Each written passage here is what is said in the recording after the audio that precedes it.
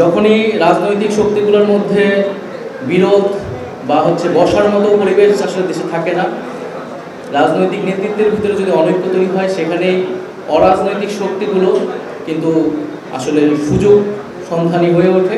এবং বাংলাদেশের ইতিহাসে আমরা দেখেছি বিভিন্ন সময় এটা হয়েছে।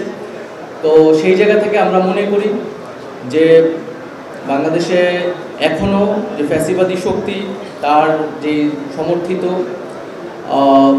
নানান ধরনের দোসর সমাজের নানান জায়গায় রয়ে গিয়েছে। এবং আমরা যেটা বলেছি এই আন্দোলনের সময়ও, যে একটা ফ্যাসিবাদী ব্যবস্থার একটা সিস্টেমটাকে আমাদেরকে বদলাইতে হবে এবং আগামী বাংলাদেশ নেতৃত্বে যাদের হাতে যাক না কেন, সেই একটা পরিবর্তিত ব্যবস্থার প্রতি সবার সেই কমিটমেন্টটা প্রয়োজন।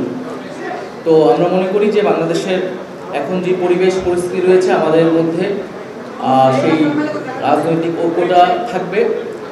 এবং কারণ আমি আগেও যেটা বললাম, রাজনৈতিক ঐক্যের অভাব হলে সেখানে অরাজনৈতিক শক্তি, এবং আমরা জানি যে আমাদের সামরিক বেসামরিক আমলাতন্ত্র রয়েছে, আমাদের লুটেরা মাফিয়ারা রয়েছে, এবং বৈদেশিক ষড়যন্ত্রকারী বিভিন্ন পরাশক্তি রয়েছে।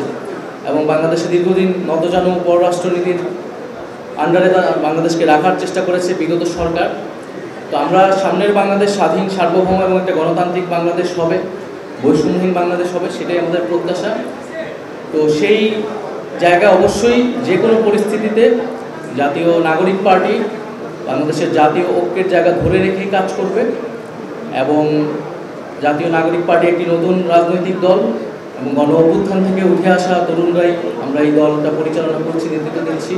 সেই জায়গায় বাংলাদেশের যে বিদ্যমান রাজনৈতিক দলগুলো আছে, যারা ফ্যাসিবাদ বিরোধী আন্দোলনে আমাদের সাথে ছিল, এই অভ্যুত্থানে সরাসরিভাবে সহায়তা করেছে, অংশগ্রহণ করেছে, তারাও আমাদেরকে শুভেচ্ছা জানিয়েছে, স্বাগতম জানিয়েছে, নানাভাবে আমাদেরকে সহযোগিতা করছে একটি নতুন রাজনৈতিক দল গড়ে উঠতে। সেই জায়গাতেও আমি জাতীয় নাগরিক পার্টির পক্ষ থেকে বিএনপি সহ বাংলাদেশের ফ্যাসিবাদ বিরোধী রাজনৈতিক দলগুলোকে আন্তরিকভাবে ধন্যবাদ জানাচ্ছি। এবং আমরা মনে করি যে আমাদের যে মুজিববাদের বিরুদ্ধে আমাদের যে লড়াই হয়েছিল, গণ অভ্যুত্থান হয়েছিল, সেই লড়াইয়ের স্পিরিটটাকে আমরা ধারণ করব।